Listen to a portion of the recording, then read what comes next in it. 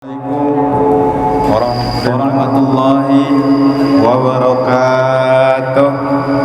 Waalaikumsalam warahmatullahi wabarakatuh. Alhamdulillah, alhamdulillahirabbil alamin. Wa bihi nasta'in wa ala umuri dunya waddin.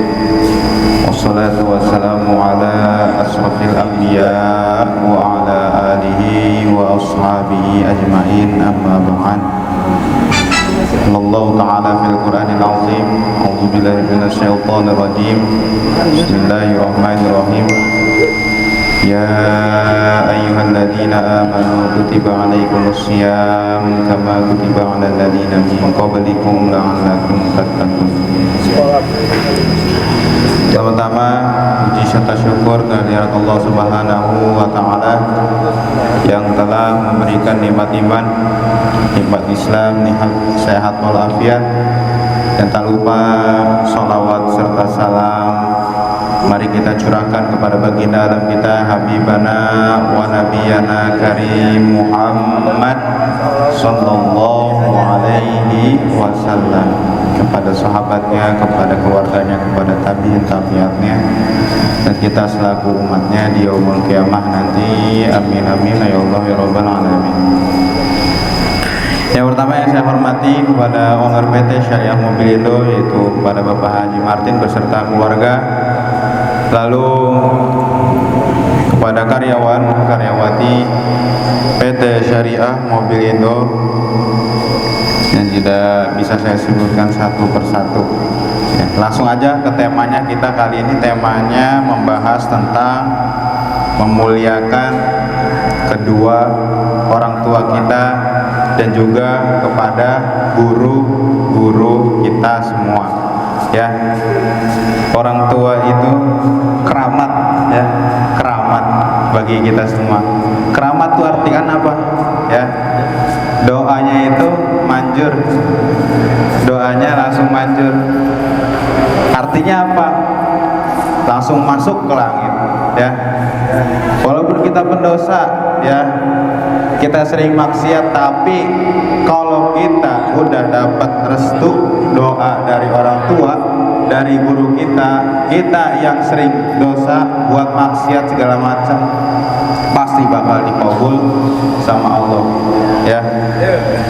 Pasti bakal dikabul karena keramat doanya orang tua itu pasti, ya, pasti dikabul. Nggak ada, ya, orang tua kita salah juga, sering pendosa juga, tetap, ya, pasti bakal dikabul gitu, karena udah dijanjikan sama Allah Subhanahu wa Ta'ala, ya, doa orang tua sama doa guru-guru kita pasti bakal dikabul sama Allah Subhanahu wa Ta'ala, ya. Yang pertama nih, ya, keutamaan kita berbakti. Di sini dalam surah, ada yang tahu surah apa? Surah Al-Isra ayat 23 sampai 24 yang bunyinya wa qadha rabbuka alla ta'budu illa iyyah wa bil walidaini ihsana imma yablughanna 'indakal kibara ahaduhuma aw kilahuma fala taqul lahumā uff wa la tanharhuma wa qul lahumā qawlan karīmā. Ya, lanjut lagi ayat 24, waqfid lahumā janāhad dunya mir rahmati wa qur rabbirhamhumā kama rabbayani shaghīrā. Ya, diartikan di sini, dan Tuhanmu telah memerintahkan agar kamu jangan menyembah selain Dia, dan hendaklah kamu berbakti kepada kedua orang tua, ya, kedua-duanya sampai berusia lanjut, ya, dalam pemeliharaannya. Maka janganlah sekali-kali kamu berkata uf. Uf itu diartikan yaitu berkata ah, ya, membantah disebutnya juga. Lalu, dan janganlah kamu membentaknya. Lalu ucapkanlah kepada mereka perkataan yang baik, ya, dan rendahkanlah dirimu terhadap mereka dan penuh kasih sayang, dan ucapkanlah, ya, sayangilah mereka sebagaimana mereka menyayangi kita di waktu kecil gitu teman-teman. Dari ayat ini ya Allah memerintahkan kita ya untuk selalu diiringi perintah untuk berbakti kepada orang tua, wajib, pastinya wajib. Lalu yang kedua, kita dilarang berkata kasar dalam kalimat uf itu ya, misalkan kita disuruh ke warung, disuruh pulang ke rumah, disuruh balik ke rumah, pasti ada hikmahnya ya. Kita disuruh pulang, misalkan udah gede ya, kita udah di luar, kita rantau keluar ya, misalkan ke daerah ya, rantau lah ya, kita kerja rantau, disuruh pulang sama orang tua, nah pulang nak ya, sebentar mama ada apa yang diomongin ya, hati-hati tuh ya, jangan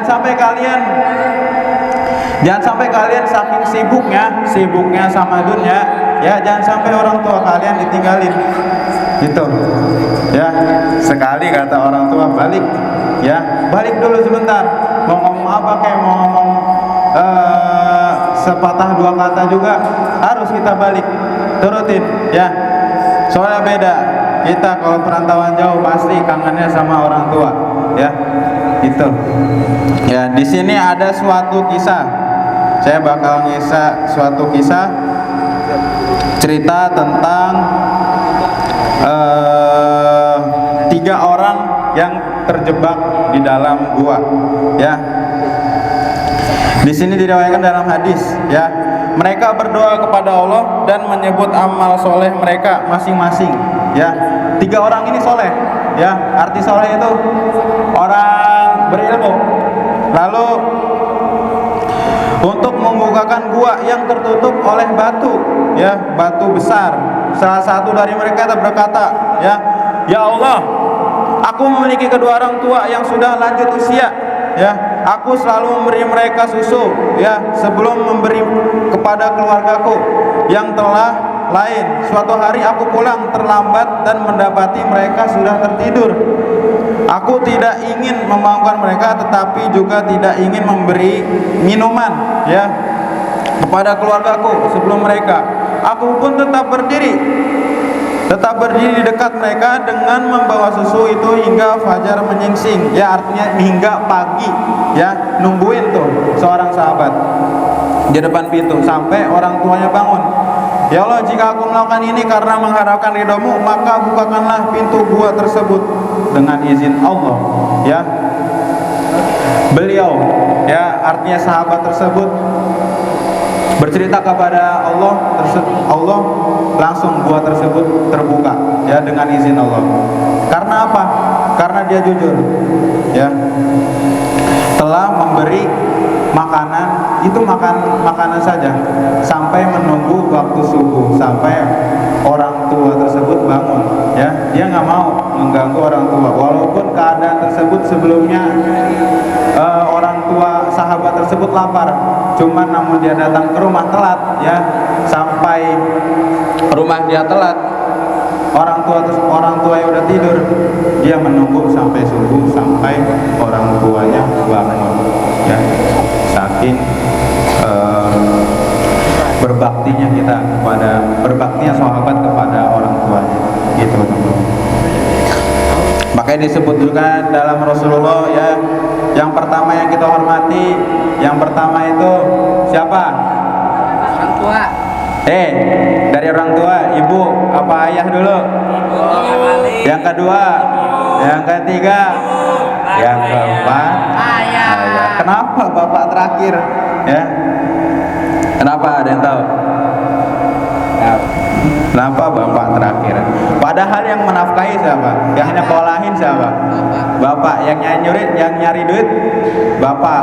Nah, tapi pengorbanannya yang lebih besar emak ya, siapa lagi ya, emak. Kalian nih calon perempuan juga nih ya, kalau sudah punya anak pasti bakal ngerasain ya bagaimana punya anak ya. Makanya didik ya dari sekarang, didik ya, belajar didik anak dari sekarang gitu. Bakal ngerasain pengorbanannya mati ya, ngelahirin itu nyawa taruhan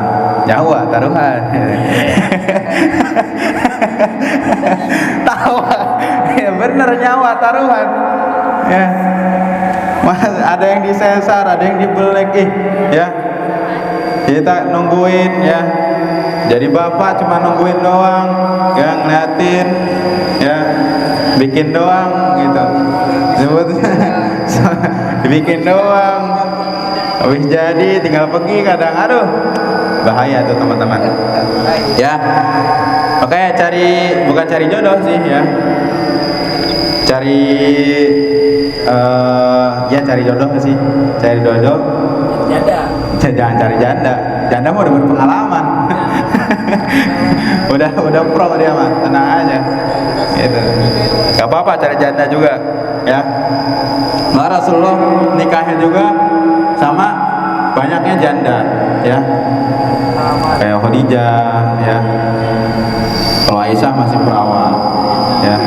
Belum disentuh sama sekali, gitu. Janda juga termasuk nikah sama janda juga pahalanya juga gede karena kita nanggung anaknya juga, anak dari sebelumnya ya, nanggung bebannya ya gitu. Kalau janda yang mantap tuh nggak apa-apa ya. Bayangkan gitu ya, nikah bareng. Iya, janda kaya. Iya, janda yang udah tajir nggak apa-apa ya. Jambu batuk. Iya, kita berondong. Aduh, kayak gitu aja ya. Jadi banyak ya, kita juga harus banyak carilah ilmu ya. Iya, sama guru juga ya. Bedanya orang tua sama guru tuh apa sih? Ya, sebenarnya itu sama, sebanding. Ya, kita bela orang tua, kita bela guru, ya. Kita bela guru, kita bela orang tua juga, ya. Tapi dikarenakan kita hanya asuh dari kecil, namun guru tuh yang memberi ilmu, ya. Dari TK sampai kita gede, ya, sampai perkuliahan. Ya, makanya tidak bisa dibalas sama uang kita sebenarnya, ya. Rasul pun gitu, ya, ilmu tidak bakal bisa dibahas dengan uang, ya. Ilmu hanya dibahas dengan jasanya, ya, pengorbanannya. Dari TK kalian diasuh, ya, dari guru-gurunya sampai kesel, ya. Kadang dulu banyak yang bercanda-canda, ya, wajar lah, bocah ngurusnya ribet gitu. Itu jasanya gede banget, ya, sampai kita jadi gede, ya. Makanya guru-guru TK, SD, SMP, SMA jangan pernah dilupain, apalagi guru ngaji, ya. Guru ngaji dari alif sampai bata sampai selanjutnya, ya, kita hafalin sampai kita jadi bisa baca Quran, apalagi tuh baca Quran, masya Allah, ya. Sampai kita bisa baca Quran, tajwidnya benar, lancar semua, masya Allah, barokahnya, ya. Guru yang ngajarin ngaji tapi Quran, ya, berkah, insya Allah. Kita mengabdi kepada beliau, ya. Kita mengabdi kepada guru kita yang mengajarkan Al-Quran, insya Allah, ya. Karena Rasulullah pun yang menurunkan Al-Quran, ya. Kita sampai dapat alhamdulillah, ya, saya sama yang dari NF sudah sampai sana, masya Allah, ya. Beda rasanya, ya, beda. Walaupun kita di luar beda, kita punya pegangan, alhamdulillah. Saya juga di sini alhamdulillah bisa mengerjakan juga, bisa mentransfer juga ilmu saya juga sebagian walaupun kecil, ya, tapi alhamdulillah, ya. Yang penting jangan pernah putus, ya. Kita sudah keluar dari SMP, SMA, ya, dari pondokan yang sebelumnya mondok, tetap kita harus silaturahmi, ketemu guru walaupun gak kenal, ya.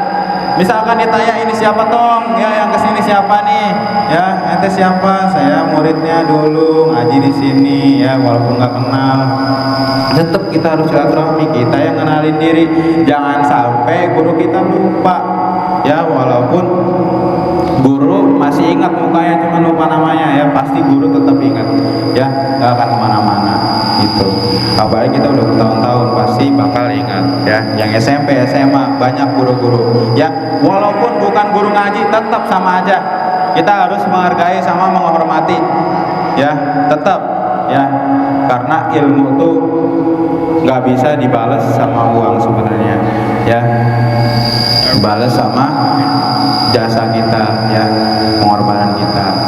Ibaratkan hadiah lah, datang silaturahmi bawa apa aja, kayak bawa buah kayak segala macam, itu berkah insya Allah ya. Guru juga senang, alhamdulillah murid gua pulang-pulang ya jadi orang sukses, ngelihatnya senang ya. Nah kita juga dapat hikmahnya ya, kita didoain sama guru kita sama dengan didoain sama orang tua kita, itu teman-teman ya. Jadi jangan salah sangka cuman doa orang tua aja yang bakal nembus, doa guru kita juga bakal pasti dikabul sama Allah. Malah ada pun doa guru yang lebih manjur gitu ya. Mungkin itu aja, ada yang bisa ditanyakan silakan. Enggak sok Kalau misalnya ini enggak Bunga malu. ya Om. Nanya Ki. ini kan ada perintahnya orang tua dulu baru guru ya. Iya. Nah misalnya guru perintahin A ya. Tapi orang tua nyuruhnya B dengan situasi yang sama. Nah, itu kita harus mengikuti orang tua meskipun lingkungan kita sedang berada di lingkungan pendidikan. Oh iya paham. Jadi pernah suatu saat itu sih temen ya, ini masalah ngabdi di pondok. Oh Iya, iya. pasti perpecahan kayak gitu, pasti semua masalah ada di situ ya. Suatu cerita dia disuruh ngabdi sama disuruh lanjut dia bakal disekolahin ke Jawa, bakal disekolahin ke Jawa setahun ya, tapi dia nggak mau dikarenakan orang tuanya pengen dia suruh ngajar di majelis dia sendiri, karena dia juga anak kiai kebetulan ya, dia juga anak kiai kebetulan. Lalu dia pun memilih siapa, dia bingung ya, tapi dia tetap bakal pilih orang tua. Karena kenapa? Karena orang tua sebelumnya dia sudah nggak mau ngabdi ya, sebelum ngabdi setahun itu dia nggak mau ya, dikarenakan gurunya ngobrol dengan orang tuanya ya dia nggak apa-apa setahun, tapi dia disuruh lanjut lagi dia nggak mau, tapi tetap di luar dia jadi orang, jadi bener sama aja sih sebenarnya ya. Kita mau ikut mana aja sebenarnya sama aja ya, yang penting restunya itu restunya orang tua lebih penting sih restunya ya. Kalau misalnya kita ngikutin orang tua kita kata A, maksa gini harus keluar dari pondok ya, gini masalah ekonomi atau segala macam gini ya, kita keluar aja ya, izin sama guru kita, bilang baik-baik ya, yang penting keluarnya baik-baik ya, jangan sampai ninggalin jejak. Ada pernah ninggalin jejak ya, jadi kagak benar gitu, aneh ya, padahal ngikutnya sama orang tua, benernya sama orang tua, tapi dia kagak pamit tuh, kagak pamit ke guru, main selendang aja, main pulang ya, kagak ya sebetulnya kagak punya rasa malu, etika lah gitu iya. Jadi keramat, makanya bingung gitu, bukan bingung sih, keramat sih dua-duanya. Guru, antara guru sama orang tua tuh batinnya tuh hampir mirip ya. Guru ke kita batinnya sama, pasti nyambung